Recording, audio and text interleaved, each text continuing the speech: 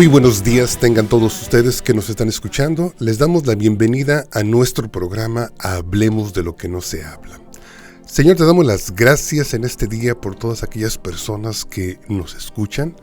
Y te pedimos, Padre, que tú les bendigas con tu palabra y que tú puedas, Señor, satisfacer la necesidad y el hambre que ellos tienen de escuchar tu palabra para poder, Señor, determinar, para poder así conocer tu perfecta voluntad.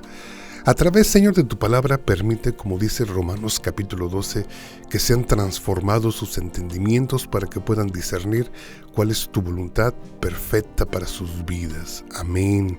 Y todo esto te lo pedimos en el nombre de Jesús, en el nombre de Yeshua. Muy bien, mis hermanos, hemos estado estudiando sobre el libro de Josué y hemos llegado al capítulo 15, donde en esta ocasión quiero que tú pongas el énfasis en el nombre Otoniel. Y este varón, hermano, se vino a convertir en el tercer juez que existió en el siguiente libro que sigue, que continúa después de Josué. ¿Por qué es para mí tan importante que nosotros alcancemos a resaltar el cómo Otoniel desde sus inicios tomó actitudes e hizo sabias decisiones para después convertirse en un líder dentro del pueblo de Israel? Fue un hombre que pudo juzgar a Israel por 40 años. Eso es lo que nos dice cuando llegamos a Jueces capítulo 3. Muy bien, veamos. Josué capítulo 15 habla de Caleb. Caleb ya había subido, ya había conquistado las montañas de Hebrón, ya había aniquilado a los hijos de Anac y ya tenía él su heredad, ya tenía él la parte que el Señor le había prometido. Y dice así el versículo 16 de Josué capítulo 15, dice: y dijo Caleb al que atacare a Kiriat Sefer y la tomare, yo le daría a mi hija Asa por mujer. Dice el versículo 17, dice: y la tomó Otoniel, hijo de Cenaz, hermano de Caleb, y él le dio a su hija Asa por mujer.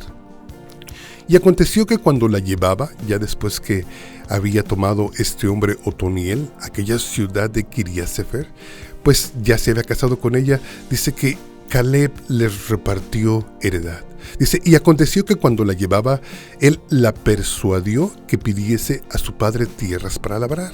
Ella entonces se bajó del asno y Caleb le dijo: ¿qué tienes?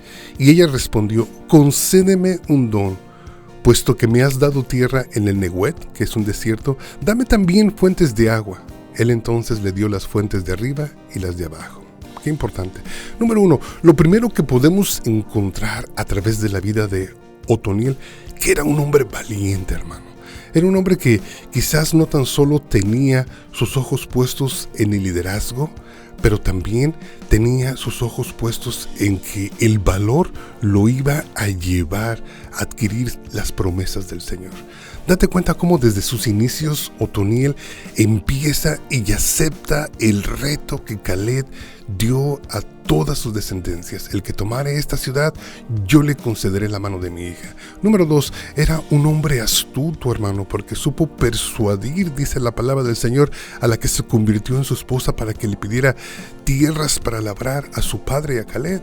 Entonces, de esa forma Caleb da indicio de que realmente pues era un hombre sabio, era un hombre valeroso desde sus principios, y de esa forma, hermano, podemos ver cómo se va formando el liderazgo dentro de nosotros. ¿Por qué es tan importante que nosotros, hermano, entendamos que el Señor quiere o ve a través de cada uno de nosotros un líder?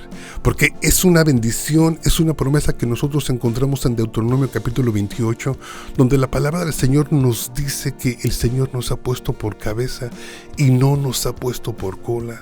Entonces, dice la palabra del Señor a través de la boca del apóstol Pablo, dice que todo aquel que desea el ministerio, dice, buena cosa desea. El liderar dentro del reino de Dios, hermano, es un privilegio, pero, hermano, tiene ciertos requisitos que nosotros debemos siempre de tomar en consideración. Por eso, yo creo que aquí, a través de la vida de Otoniel, podemos darnos cuenta, hermano, cómo la palabra del Señor va dando indicios, va describiendo paso a paso el cómo se va formando un líder. Recapitulamos, entonces estamos en Josué capítulo 15 y nos podemos dar cuenta que surge por primera vez un hombre llamado Otoniel, la cual se casa con la hija de Caleb, y este varón pues persuade a esta hija de Caleb para que le pida tierras, para que provea lo necesario para que él pueda empezar así su casa, y Caleb, hermano, se las concede. De ahí nos vamos a brincar a Josué capítulo 3, donde ya podemos ver, hermano, a Otoniel entrando en acción. No sé cuántos años tuvieron que pasar de Josué capítulo 15 hacia Jueces capítulo 3, pero una vez más vemos el nombre de Otoniel saliendo a través de las escrituras. Vemos que este hombre inicia su ministerio. Primeramente, el Señor lo establece su casa. Qué importante. Cuando el Señor empieza a formar un líder, primeramente ese líder tiene que estar, hermano, bien establecido en su casa. Recibe heredad de parte de Caleb, su suegro, y también, hermano, empieza a establecer su casa, para después de eso enfocarse totalmente en el liderazgo que el Señor tenía planeado para él a través del libro de Jueces. Cuando nosotros llegamos a Jueces, estamos en el capítulo 3 ahorita, en el versículo 7, dice la palabra del Señor, dice: hicieron pues los hijos de Israel lo malo ante los ojos de Jehová, y olvidaron a Jehová su Dios y sirvieron a los Baales y a las imágenes de acera. Esta porción la vamos a encontrar repetidas veces a través del libro de Jueces. Cada vez que Israel se olvidaba del Señor, el Señor se desentendía de ellos. Y cada vez que el Señor se desentendía de ellos, venían sus enemigos y los esclavizaban. Y cuando los esclavizaban, el pueblo empezaba a clamar al Señor, y el Señor repetidas veces los escuchaba y los perdonaba y les mandaba un líder. Entonces, esto es algo que se repite a través de todo el libro de Jueces. Versículo 8 de Jueces capítulo 3 dice de esta forma, dice: y la ira de Jehová se encendió contra Israel y los vendió en manos de Cusán Risataim, rey de Mesopotamia, y sirvieron los hijos de Israel a Cusán Risataim 8 años. 8 años estando en esa opresión del enemigo, 8 años viendo al enemigo como pues adquiría todos los beneficios de sus tierras que el Señor les había dado. Entonces pues llega el momento, hermano, que el pueblo de Israel se cansó. El versículo 9 dice: entonces clamaron los hijos de Israel a Jehová, y Jehová levantó un libertador a los hijos de Israel y los libró. Esto es, a Otoniel, hijo de Cenaz. Aquí nos damos cuenta, hermano, el mismo Otoniel que estamos encontrando en Josué capítulo 15 viene a resaltarse, viene a renombrar una vez más en Jueces capítulo 3, y es levantado como un juez, que era hijo del hermano menor de Caleb. Y dice el versículo 10, qué importante, ¿no? Primeramente, vamos a enfatizar algo, vamos a recapitular. Primeramente, en el libro de Jueces capítulo 15, Otoniel es puesto sobre su casa, inicia estableciendo su casa para después venir a ser pues puesto como líder y poder enfatizar o poder enfocarse totalmente en el ministerio que el Señor le había dado. Versículo 10 dice de esta forma, dice: y el Espíritu de Jehová vino sobre de él y juzgó a Israel y salió a la batalla. Y Jehová entregó en su mano a Cusán Risataim, rey de Siria, y prevaleció su mano contra Cusán Risataim, y reposó la tierra 40 años, y murió Otoniel, hijo de Cenaz. Hermano, yo creo que esa es la historia que nosotros queremos vivir. Hermano, yo creo que eso es lo que queremos que sea transcrito en nuestras tumbas después de partir. Que fuimos unos hijos de Dios valerosos, que hicimos y complementamos la voluntad del Señor, y que el Señor nos bendijo de una manera muy especial. Muy bien, mis hermanos, regresamos ahora al Brit Hadashah, al Nuevo Testamento. también hay requisitos para nosotros para que llevemos un liderazgo saludable. Yo creo que tú te has de haber dado cuenta que las 2 veces que aparece Otoniel, ya sea en el libro de Josué capítulo 15 o en Jueces capítulo 3, no se remarca nada negativo de su liderazgo. Este hombre, el Señor le concedió la habilidad desde sus inicios ser un hombre valeroso, establecer su casa para luego venir y ser un buen líder dentro de Israel, y le dio 40 años de servicio donde pudo vencer a sus enemigos y donde pudo dejar su nombre establecido en las Escrituras. Yo creo que es lo que nosotros deseamos, y para eso también la palabra ha provisto algunas cosas que nosotros debemos de cumplir para tener así un liderazgo, hermano, saludable. Te invito a que vayas conmigo a 1 de Timoteo capítulo 3, que leyendo de la versión Reina Valera 1960 tiene como subtítulo Requisitos de los obispos. E inicia el apóstol Pablo dándole el consejo a Timoteo de esta forma, y le dice en el primer versículo de Timoteo 3, dice: palabra fiel, o sea, esto es confiable. Si alguno anhela obispado, buena cosa desea, buena obra desea. O sea, no hay ningún problema con que nosotros realicemos nuestros sueños dentro de la obra del Señor, dentro de su reino, que alcancemos el liderazgo. Hermano, no hay nada de negativo en eso. Pero sí hay que cumplir ciertos requisitos. Dice el versículo 2, dice: pero es necesario que el obispo sea irreprensible, marido de una sola mujer, sobrio, prudente, decoroso, hospedador, apto para enseñar, no dado al vino, no pendenciero, no codicioso de ganancias deshonestas, sino amable, apacible y no avaro, que gobierne bien su casa y que tenga a sus hijos en sujeción con toda honestidad. Pues el que sabe gobernar su propia casa, sabe gobernar la iglesia. Ese es un punto que yo añado. Hermano, yo creo que aquí nos podemos dar cuenta, hermano, que realmente Otoniel, sin darse cuenta, estaba siguiendo el proceso correcto. Por eso te remarcaba cuando leíamos la historia de Otoniel, el cómo él se enfatizó primeramente en establecer su casa.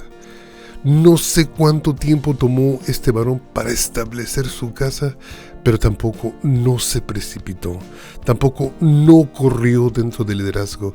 Supo esperar en el Señor, dio un paso a la vez. Primeramente, hermano, yo creo que todos estamos conscientes que nuestro primer ministerio pues es nuestra casa, y es lo que también está diciendo el apóstol Pablo, porque si tú te das cuenta en los requisitos que le está instruyendo a su muy amado discípulo Timoteo, le está diciendo que primeramente, hermano, debe de ser irreprensible al ser marido de una sola mujer, sobrio, prudente, decoroso, hospedador.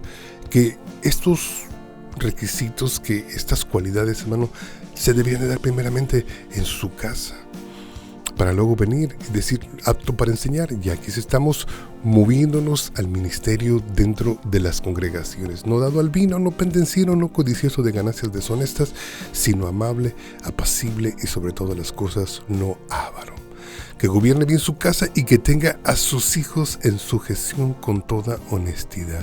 Versículo 6 dice: no un neófito, no sea que envaneciéndose caiga en la condenación del diablo.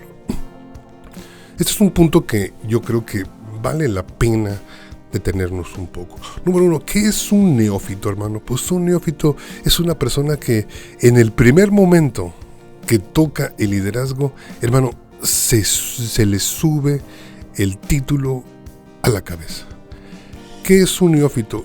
Es una persona que en el primer momento que tiene poder sobre de sí, sobre de sus manos, hermano, empieza a maltratar, empieza a envanecerse, empieza a creerse de más, empieza a tener un alto concepto de sí mismo, y todo eso empieza a variar cualquier decisión que tome dentro de la iglesia.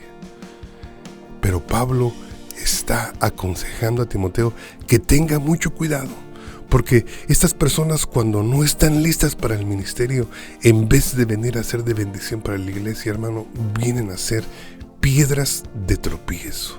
Dice, no un neófito, y también expone el peligro, no sea que envaneciéndose caiga en la condenación del diablo.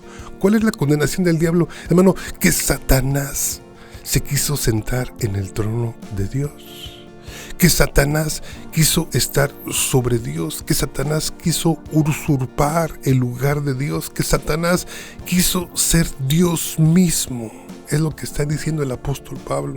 Está dando este consejo, está dando esta advertencia, que tenemos que tener mucho cuidado, que tenemos que llevar un liderazgo, que tenemos que tener un proceso como lo llevó Otoniel, que tenemos que esperar el tiempo necesario para que nuestro carácter sea formado, que tenemos que tomar el tiempo necesario para primeramente establecer nuestra casa, para después establecer a la iglesia. ¿Cómo vamos a gobernar la iglesia si no podemos gobernar nuestra propia casa, hermanos? Eso es lo que está demandando el apóstol Pablo a través de este escrito que le estaba enviando a su discípulo Timoteo. Versículo 7 dice, también es necesario que tenga buen testimonio con los de afuera, no con los de adentro, pero con los de afuera. Dice, para que no caiga en descrédito y en el lazo del diablo. Pues es algo ahí que siempre, hermano, pues está sucediendo, está pasando en nuestros días constantemente, hermano. Pues hay veces que nosotros nos enfocamos en tener un buen liderazgo dentro de la iglesia, y pues gracias al Eterno que el Señor nos da esa gracia para con los hermanos, y los hermanos cubren multitud de errores que nosotros cometemos diariamente. Pero aquí la palabra está diciendo algo muy importante, que el testimonio tiene que ser bien cubierto con los de afuera, hermano.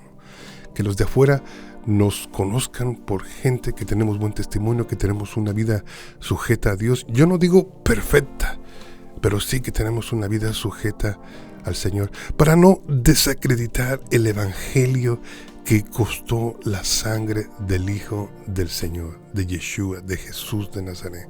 Amén. Continuamos. Para después de esto, pues Pablo también viene en ese orden y dice primeramente los obispos y después los diáconos, que muy pocas veces se hablan de los diáconos.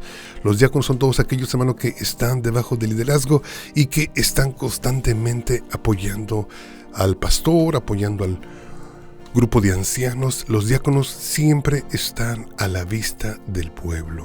Son servidores, pero también la palabra del Señor tiene un grupo de reglas para ellos, para que puedan llevar un liderazgo saludable y se puedan desarrollar dentro de las congregaciones con una atmósfera saludable.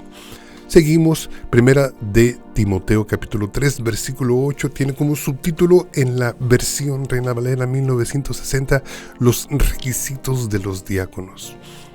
Los diáconos asimismo deben de ser honestos, sin doblez, o sea, sin hipocresía, hermano.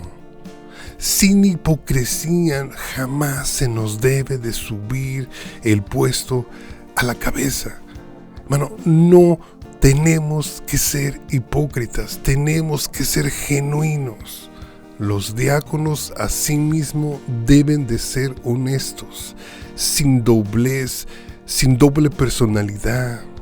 Dice, no dados a mucho vino, no codiciosos de ganancias deshonestas, que guarden el misterio de la fe con limpia conciencia. Bueno, a estos les está dando un poquito menos de requisitos, pero pues también no carecen de importancia, porque son posiciones de suma importancia dentro de la iglesia, porque estos diáconos a veces son los que se convierten en el liderazgo de la iglesia, son los que se convierten, son los que toman el pastorado, son los que están en el discipulado, son los que están en el entrenamiento para después venir y convertirse en los líderes, en pastores, en profetas, en evangelistas, en todo lo que el Señor ha dado como ministerios. Amén. Versículo 10 dice, y estos también sean sometidos a prueba primero, y entonces ejerzan el diaconado para ver si son irreprensibles. Bueno, aquí está diciendo que siempre viene un periodo de prueba. No se debe de imponer las manos inmediatamente sobre de nadie. Debe de venir un periodo de prueba. ¿Por cuánto tiempo? No lo sabemos. Yo creo que eso ya es particularmente en cada ministerio, en cada una de las congregaciones. Versículo 11. Las mujeres asimismo sean honestas, no calumniadoras, sino sobrias, fieles en todo. Los diáconos sean maridos de una sola mujer y que gobiernen bien sus hijos y sus casas, porque los que ejercen bien el diaconado ganan para sí un grado honroso. Escucha esto, hermano. Todo sacrificio en nuestras vidas tiene una bendición. Ganan para sí un grado honroso y mucha confianza en la fe que es en Cristo Jesús. Amén. Hermano, tú puedes decir, hermano, pues yo sigo deseando el ministerio, pero no tengo estas cualidades, hermano. ¿Qué puedo hacer? Hermano, necesito prepararme, sí, tienes que prepararte, tienes que buscar, pero te voy a dar el último consejo de Mateo capítulo 6, versículo 33, nos dice de esta forma, dice, mas buscad primeramente el reino de Dios y su justicia, y todas estas cosas os serán añadidas. Hermano, tenemos que inicialmente enfocarnos en nuestro carácter. Yo creo que ese es el error que cometemos muchos, me incluyo ahí. Primeramente nos enfatizamos en lo externo y después dejamos para el último lo interno. Primeramente nos enfatizamos más en lo material y después nos enfatizamos en nuestro carácter. No cometas ese error, hermano. Pon tus ojos directamente sobre lo que el Señor está declarando sobre tu vida, sobre liderazgo. Que el Señor te bendiga, que seas un líder como Otoniel, que empezó en libro de Josué capítulo 15, siendo un hombre valeroso, siendo un hombre sabio, supo establecer su casa para luego venir en Jueces capítulo 3 y poder ser así un líder por 40 años, del cual, hermano, no se menciona nada incorrecto de su vida. No es un hombre inmoral, es un hombre santo, es un hombre que fue bendecido y que el Señor pudo usar, que vino el Espíritu de Dios sobre de él y que pudo ser un libertador para el pueblo de Israel. Y eso es lo que el Señor quiere hacer contigo, hermano. Que Dios te bendiga. Mi teléfono es el 214-212-7676 y estamos aquí, hermano, para cualquier tipo de oración o pregunta. Amén. 214-212-7676. Que el Eterno te bendiga. Amén.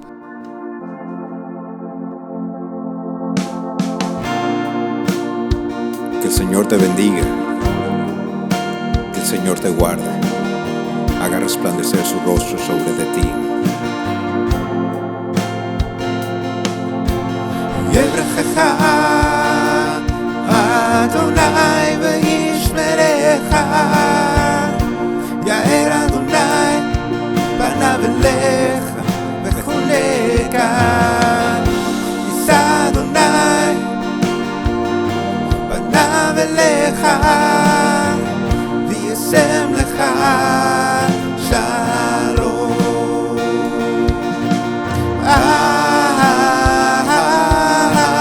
Amen. Amen.